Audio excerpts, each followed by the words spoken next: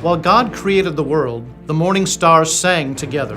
After God delivered Israel through the Red Sea, Moses and Miriam led the people in singing. God destroyed Israel's enemies under King Jehoshaphat, while the choir sang. When Jesus was born, the angels sang, and before going to the cross, he sang. God rejoices over us with singing, and one of the only things we know for certain that everyone will be doing in heaven is singing. At New St. Andrews College, we understand that music is not an elective. It is central to our being and identity. We endeavor to train all our students in a joyful and robust musical literacy that will help them shape culture in a Christ-like direction wherever they go. Additionally, we offer the Certificate of Music in conjunction with our bachelor's degree in liberal arts and culture for students who desire extra music training beyond the regular music courses they will take as a part of the core curriculum. In the certificate program, you won't simply appreciate music or listen to it or talk about it. You will do music. You will study it, analyze it, read it, write it, sing it, and play it. You will receive private instruction in your primary instrument, as well as secondary lessons in voice, piano, conducting, and other instruments. You will receive a solid foundation in music theory and analysis. You will study music history, church music, and music pedagogy. And when you graduate, you will leave with the ability to sing, play, understand, and steward music in whatever church or community you plant yourself. I'm Dr. David Erb, and this is the Certificate of Music at New St. Andrews College.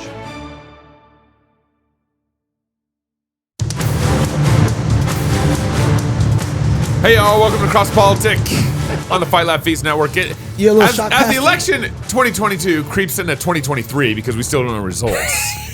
Don't worry, we're going to bring you what we know and what's up to date as of Thursday, as of today. This is like Rocky meets headline news. Yeah, or first world country meets third world counting abilities. I don't know, you know. You know what I said? Yeah. I said McDonald's is going to have their ice cream machines fixed before we actually get some results back from the election. All I'm saying is I just want Chick-fil-A to handle our elections from here on out. That's it. Yeah. That's not wrong. Yeah, that's not wrong. It's not wrong. I'm happy to serve you. I'm down with that. All right, so what's going on? So Maricopa County still having issues. We got a county in Washington, a district in Washington still having issues. But first, that was not making any news. We'll talk about that. Yeah, we'll talk about that because it's actually it's crazy what's going on down there. And then we still have the Nevada election. It looks like the Nevada election is going to be fine. It looks like the Republicans are going to take Nevada with no controversy. Yeah. Even though they're still letting. That's because they got casinos in Nevada. Yeah, they know how to. They know how to count. They know how to pull slot machines. Yeah, but you know what though? They still all should be better than Florida. They don't have that. Florida had an actual not tsunami, but they had a hurricane run through there. Yeah, they got it, and they still got their. They got it all down. Man. All right, so let's hear from Bill Gates. This is the chairman of the county supervisors in Maricopa County. Again, when do you anticipate the votes will be counted in total, those 400,000 plus votes? Well, we will be going into next week. There's some onesie-twosies, again, pursuant to Arizona law, but I think that we'll see the lion's share here wrap up by early next week. Okay. Early next week, can you give me a day? Are we talking Monday? Or we? Maybe. Wow. Maybe a Monday? Maybe Monday. Maybe. Early next week. How come to me it's like that should be a very easy answer. We have this many votes. It takes this. We do this many votes per hour. We can have the answer. If only we knew when election day was going to be. Yeah. If only we knew like months in advance when there were going to be like thousands and thousands of people voting. Yeah. Huh. Oh, wait, we do. You know what though? I actually think this is a ploy to try and get federalized voting. Oh man, no way. I think no. Way. Listen, hear me out. Stop it. Stop it. How else do you get Republicans to jump on base with this? Yeah. Think about this for a second. You got the left who's already for it. Yeah. But if you get Republicans pissed enough about the idea to the point they're like, you know what? How come we can't get voting right in these places? And it's always us who are on the line to lose. Right? And so you get this and you annoy them enough, they might say, how can the federal government, when do we call Big Daddy to come in and start fixing the voting issue for us? And so I don't think this is an accident. I think this is intentional. I was having a good day. Look, man. Why you got to be ruining my day? Because we forget that the left knows exactly how to play us. You know who's running this election right now? Yeah. Hobbs. Yeah. The opponent. She's the one who's in charge of counting. Oh, the former Democratic governor. Yeah. No, the one that's running against Kari Lake. Yeah. She's in charge of the election. She's the Secretary of State in Arizona. And so they're the ones. So this is not. I don't look at this. Why And she would not recuse herself. No, That's a great. Why has no one asked her to recuse herself? Oh, the Republicans have been asking. But I mean, even her own party, it's like, guys, we get blamed. Should they ask a judge? Maybe they don't have any lawyers Judges there. are very wary And rare. to get involved in elections. They Yeah, really are. but this is not necessarily about election. It's about conflict of interest. That's exactly right. They can I'm get going to involved count my own votes, against my opponent, and it's going to take a while. who I would not debate, by the way, publicly. Yeah. No, she totally pulled a Biden. She was just campaigning from her basement the last couple of weeks. Yeah. And if you're counting the That's what it votes, is. Yep. Right. you kind of You can. kind of can. Yeah, All right. So right. what does Kari Lake feel about this election? 621, almost 622,000 votes left to be counted here in Arizona, and they're slow rolling to count. 24 hours, more than 24 hours past the election, yesterday they only counted just over 60,000 votes. How's that This possible? is outrageous. They're doing this intentionally, in my opinion. They're not speeding this up as they should. There are, and let me just tell you why we're going to win, 384,414 Election Day mail-in ballot drop-offs. Now, these are the people who don't trust Interesting. bringing it down and putting it in one of those drop boxes. These are the people who don't necessarily trust even the Postal Service with their mail-in ballot. They walked it into a polling place on Election Day. Wow. We already know those are going to trend heavily toward us. 2-1, maybe even 3-1. And there's a huge majority left to be counted there. We also have 17,000 drawer 3. Those were the ones who, when they showed up Drawer at their 3. polling place on Election Day, oh, wow, the machines aren't working. Just put your ballot over here in drawer number 3.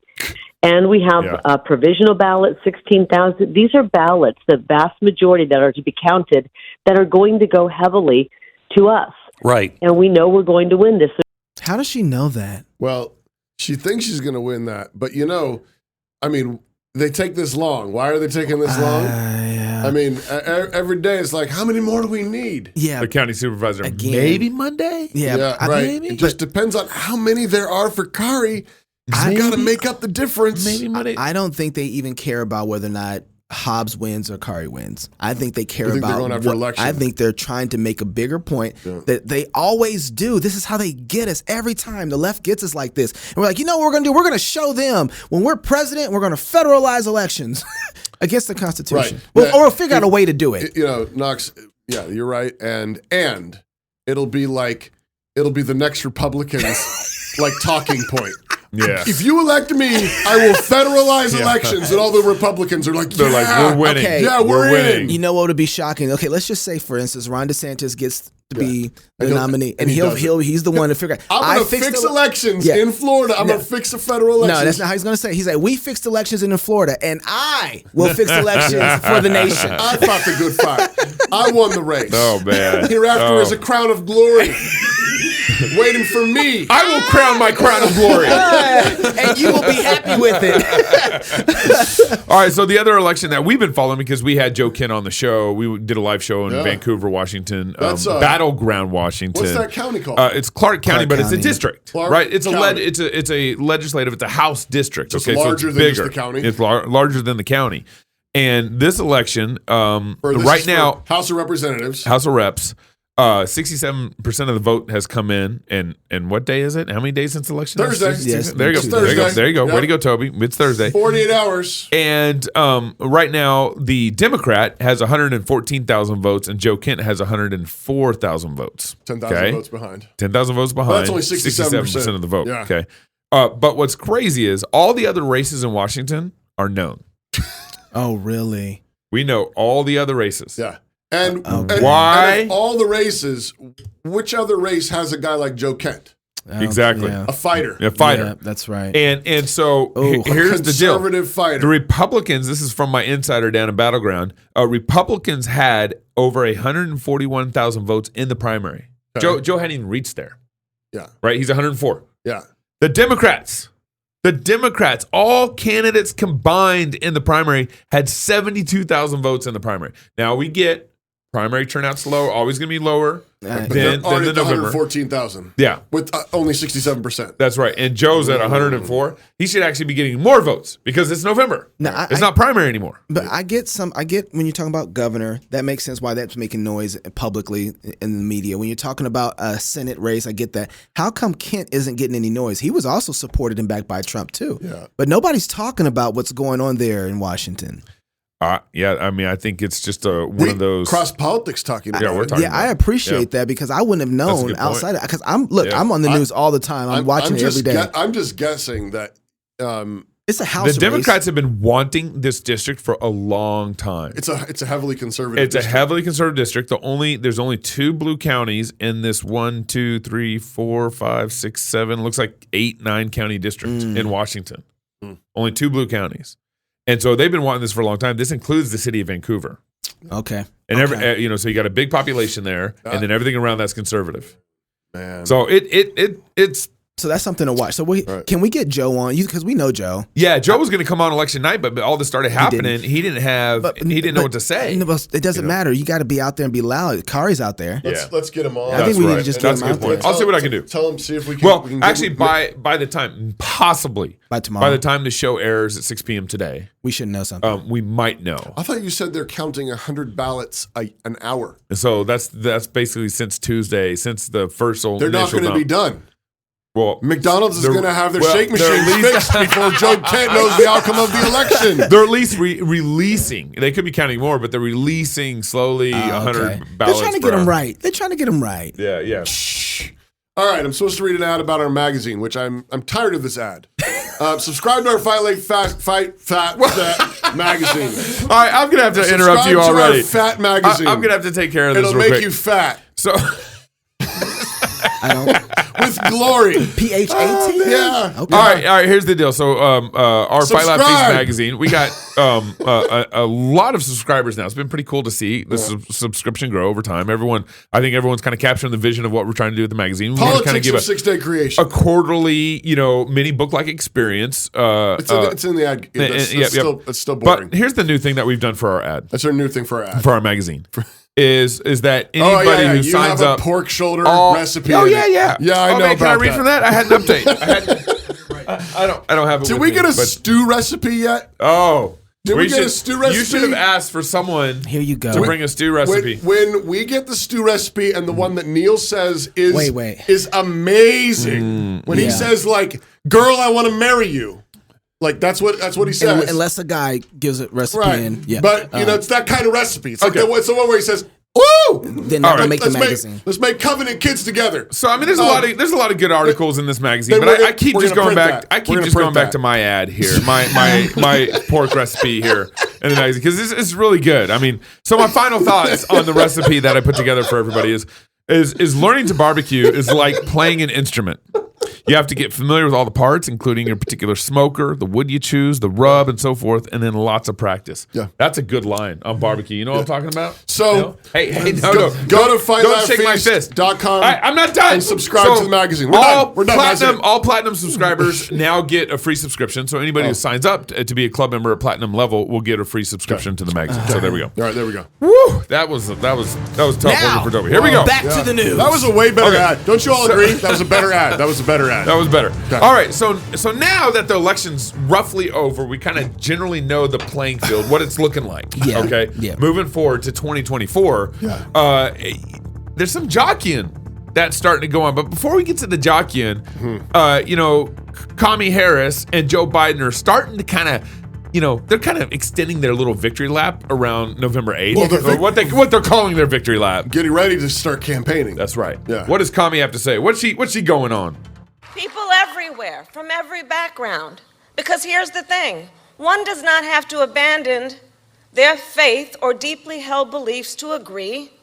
The government should not be telling a woman what to do with her body. This is... One doesn't have to abandon.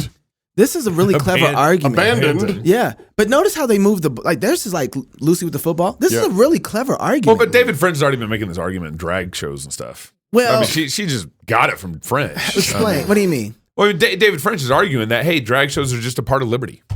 Yeah. women's bodily autonomy is just a part of the cost of doing business. I assumed she was talking about the vaccine. Oh, well, that would make sense. The government should not tell a woman what to put inside her body. But that's actually what makes it really clever, because who couldn't agree with that?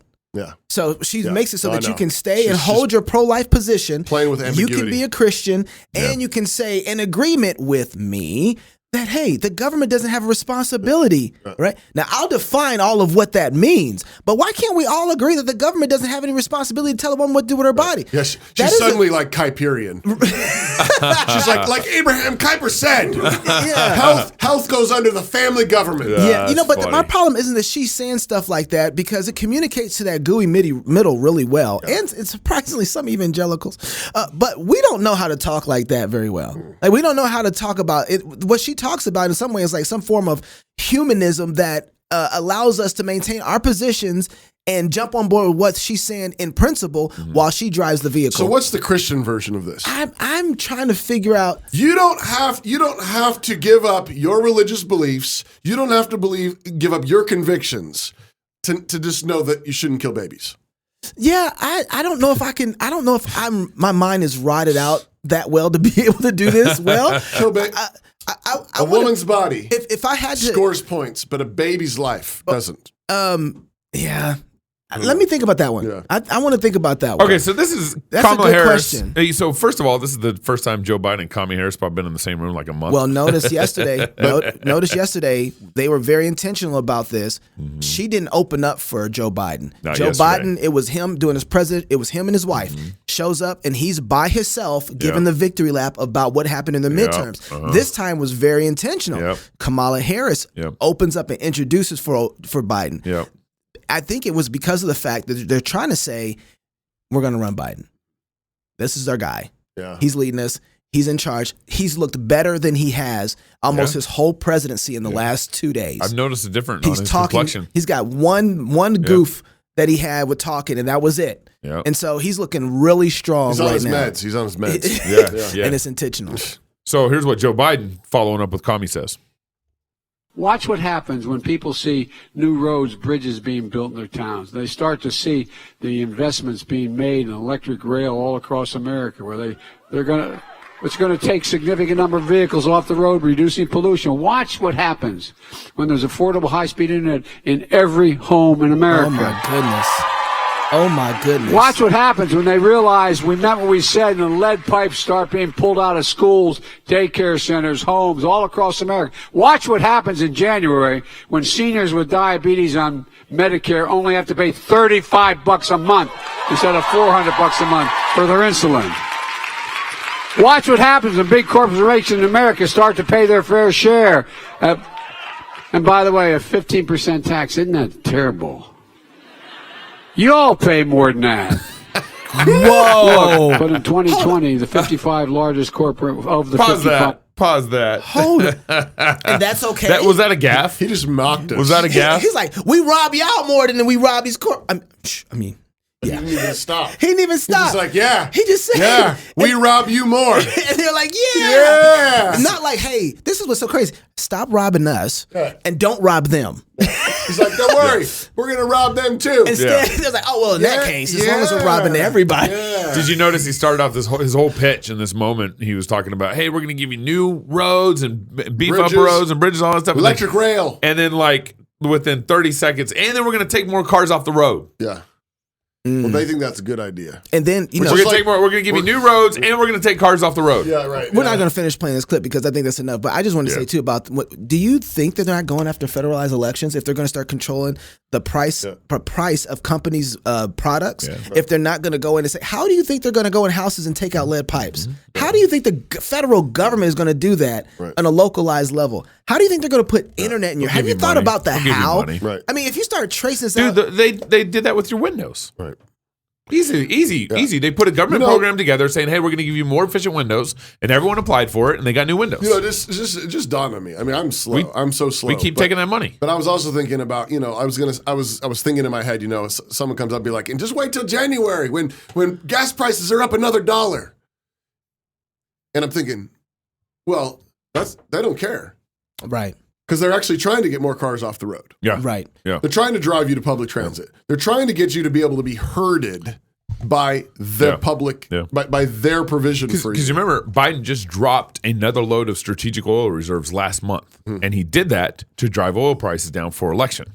So it's going to go back up. But it went down 30 cents. Yeah. What's crazy is it's going to go. That's my point. It's going to go back up. We spent 2020 being yelled at by people who support Black Lives Matter about fascism. Right. Remember? Right. They yelled at us, racist, fascism, all this stuff. Yeah. And Joe Biden gets up here after the midterms and all he preaches, that's all fascism. Right. We're going to run your life. This is fascism. We're going to take the pipes out of your houses. When the government is controlling the prices. We're going to clean your pipes. We're going to take away your cars and you're going to ride in our trains. And this is to the gulags. That is fascism. And he's preaching fascism and nobody is saying one word about it. Yeah, they wouldn't recognize fascism if it hit them in the face. That's the problem. They wouldn't, as long as it's the fascism that they like. Yeah. Liberal fascism. We like that. Right. Yeah.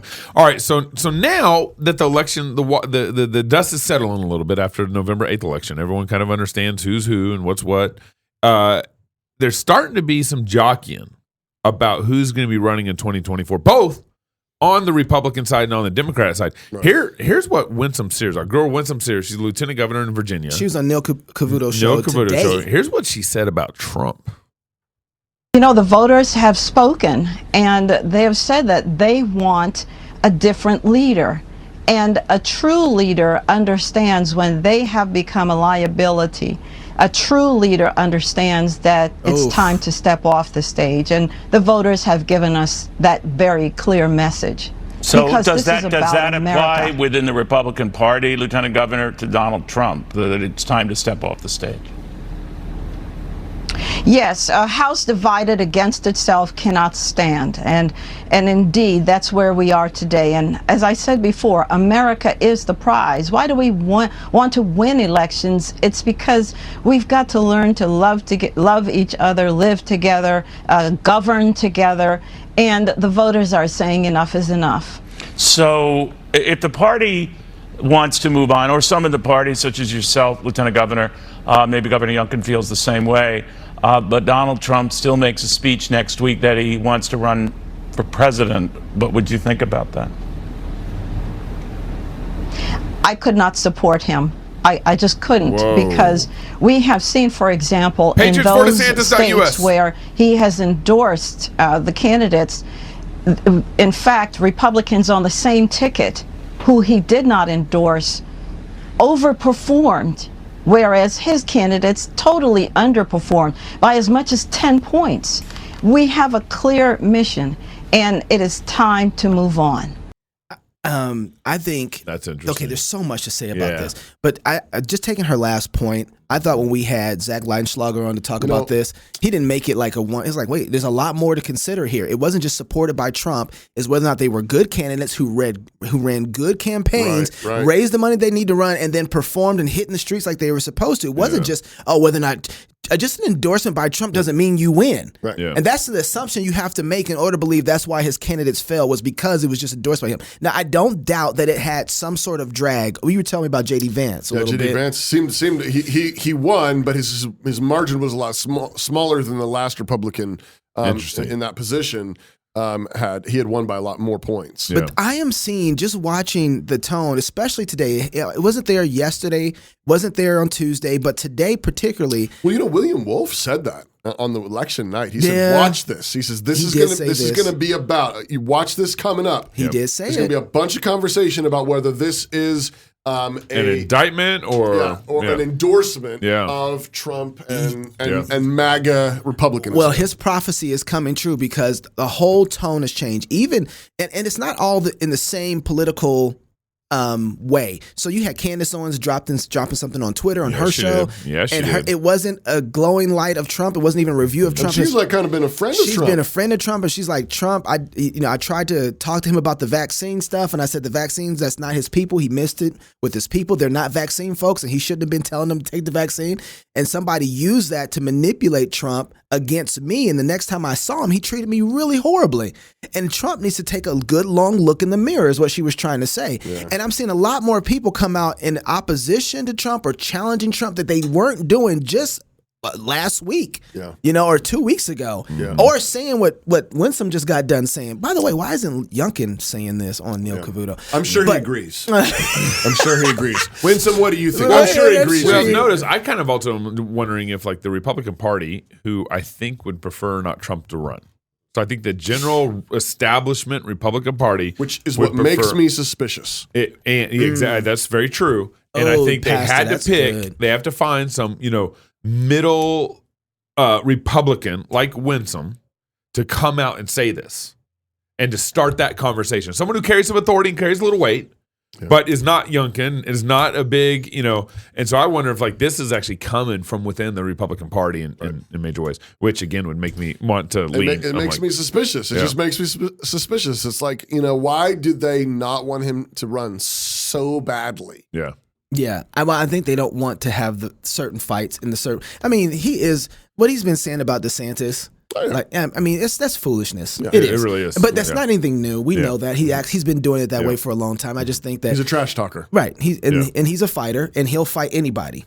And so I just don't think they want to have the same type of fight coming up in the next couple of years. Okay, so of course, naturally, everyone's going to wonder what does this November election mean to Biden running for president? Well, here's what Biden says about November 8th and what it means for him. Our intention is to run again. Ooh. That's been our intention. No, it regardless of what the outcome of this election was. Sure. The fact that we won, I didn't run, the fact that the Democratic Party outperformed anything anyone expected and did better than any off-year presidency since John Kennedy is one that gives everybody like, whew, sigh of relief that the mega Republicans are not taking over the government again, et cetera. And so my judgment of running when I announce, my intention is that I run again, but I'm a great respecter of fate, and this is ultimately a family decision. I think everybody wants me to run, but we're going to have discussions about it. And I don't feel any hurry one way or another. Well, wait. Does everybody want Biden to run? Fetterman as a nominee at some point for president. I know there's some variables, obviously, just a few. But I just, what he did in the super red, deep red parts of Pennsylvania, and the way that he ran ahead of Biden, as you were saying, ran ahead of Trump. I mean, it just makes you wonder about his future. Oh, my goodness. Please. Oh, my goodness. Please, do it. Oh, I want you to. That analysis makes me wonder about you. You know what? I hope they do it. Man. I hope, but there's two reasons why I hope they do it. Fetterman for president. The reason I want them to do it is because, first of all, I want to know how brain dead the Democratic Party is. I want to know just how brain dead they are. I know that they're there, but I want to know how brain dead they are. And I want to know if we can have any candidate inside the Republican Party that can beat them. So I think it would be perfect to run. It's sort of a morbid curiosity. It is. Because I want to know are we both dead? Who could beat Fetterman? Right. Or what Republican could beat Fetterman? Or are we like Oz? Yeah. Like it says a lot like Pennsylvania told us who they were. Yep. They told us who they were. Yeah. And now I'm kind of sitting here like, okay, I've been trying to figure out how dead America is. Yeah. This would tell me just about how dead it is. All right, so this wasn't pretty do it. Dead. All right, so that panel was talking about Fetterman. Check out what this panel was talking about. Let me throw out a couple of other names if I can. So you've got Val Demings, right? You've got Liz Cheney, Sherry Beasley, Tim Ryan. A top Democrat suggested to me, watch for Tim Ryan in years in the future to run for president. I mean, I don't know. Do you count these folks out? Are many of them maybe the right candidate in the wrong state?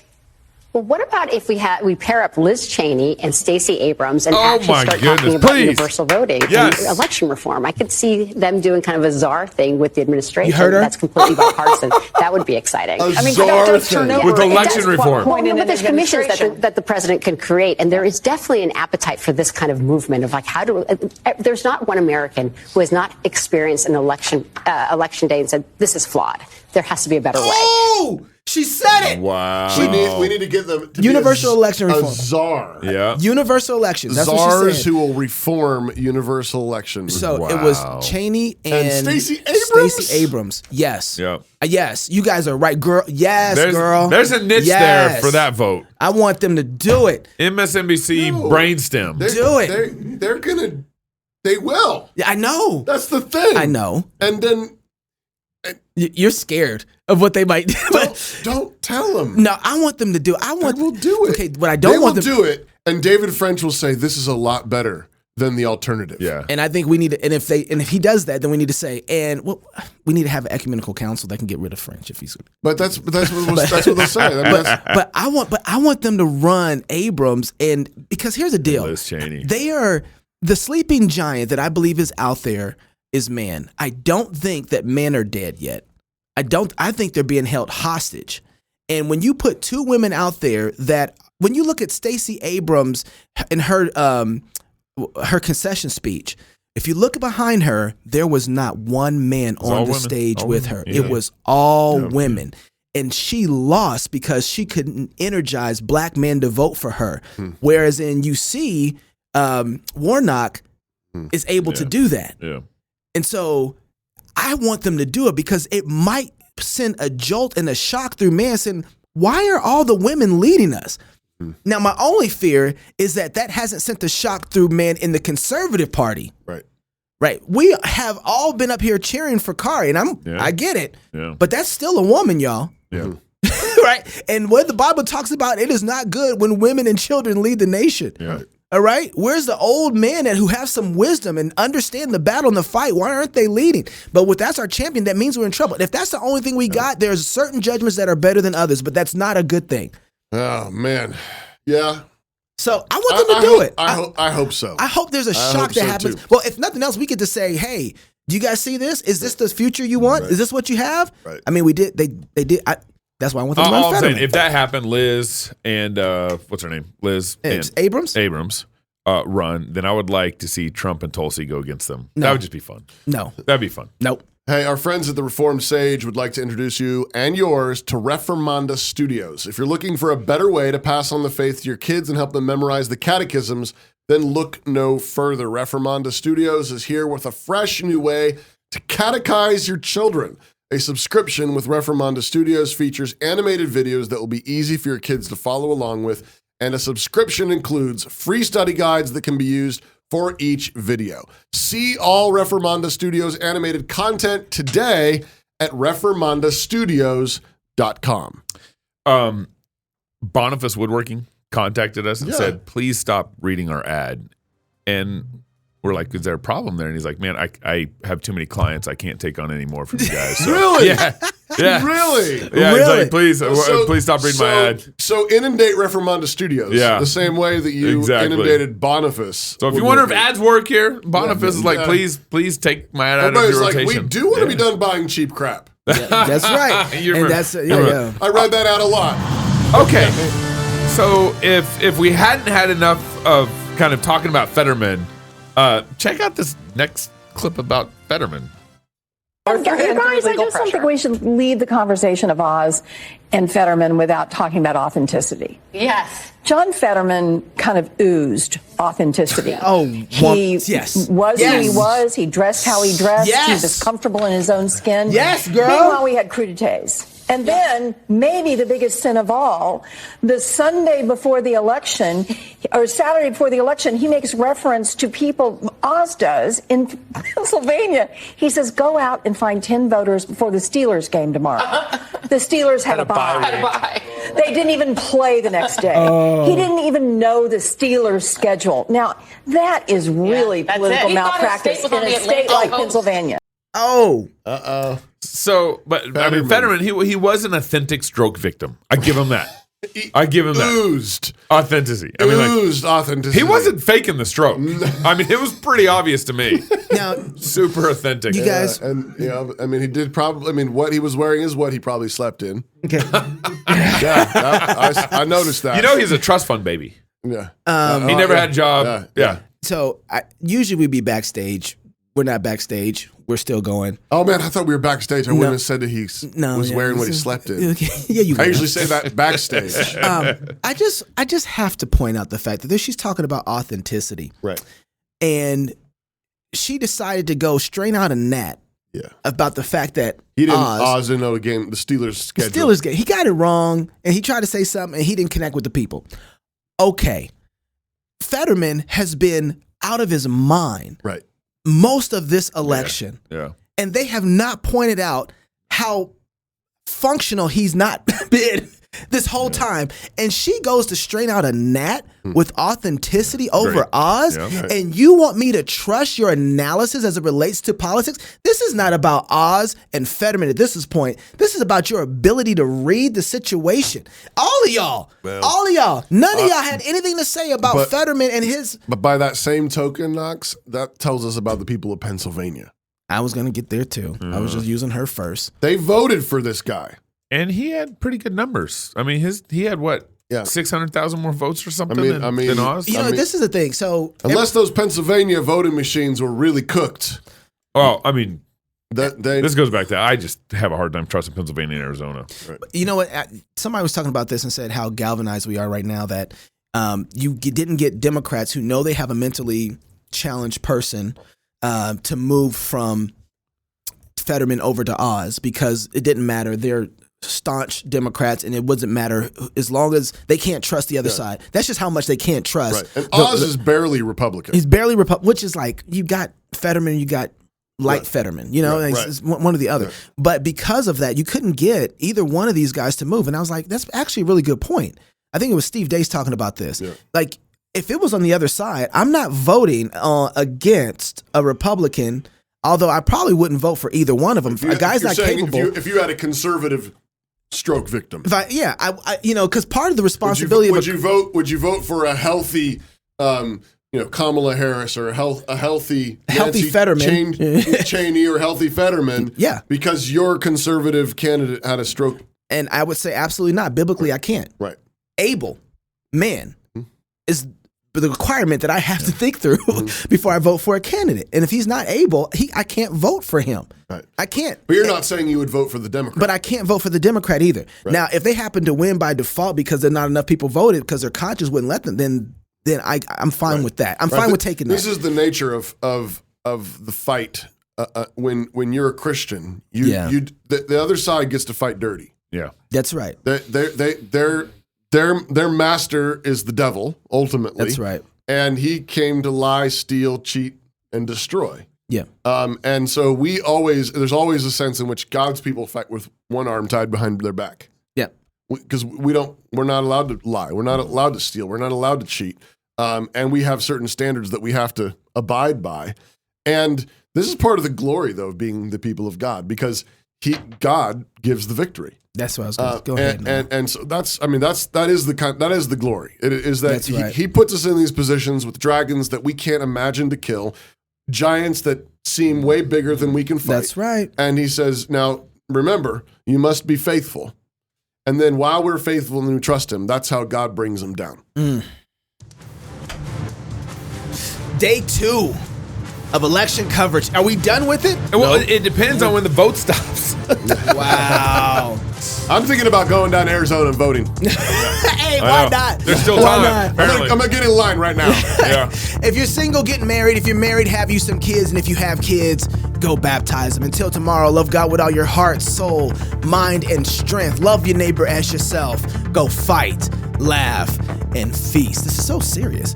This is Cross Politics. Run up the stairs with Rocky. Putting off writing that proposal again? Yeah, we've been there.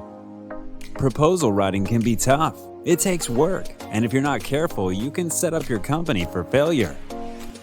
Well, that's where we come in. Smart Pricing Table is an innovative application that focuses on, the pricing table. Instead of a static document and constant back and forth, our platform creates interactive proposals that empower your prospects. Not sure if something is needed? Make it optional. Have complicated services that vary? Let your customer do the work with line item upsells.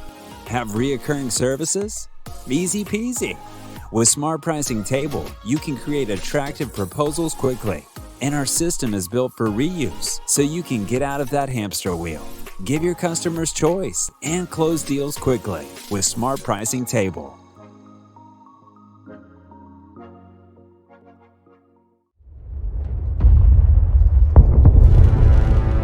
It is the duty of the free man to resist tyranny at every turn. Every man will either watch his freedom stripped away or take action to protect what he loves. Introducing the A3, the newest revolutionary body armor from Armored Republic. The A3 is the new standard for lightweight multi-hit body armor. A3 plates are incredibly light at 4.6 pounds. The patented design captures fragmentation while remaining multi-hit capable. The A3 will stop up to M80 ball, yet comes in at only 0.7 inches thick. The A3 is the thinnest NIJ .06 compliant or certified composite standalone plate that includes the drop test. The A3 is the first of its kind, patent pending, that combines an alloy strike face with polyethylene backing, revolutionizing body armor technology by providing strength and durability while remaining sleek and maneuverable. The A3 is the new standard in lightweight body armor. The fight against tyranny just got stronger.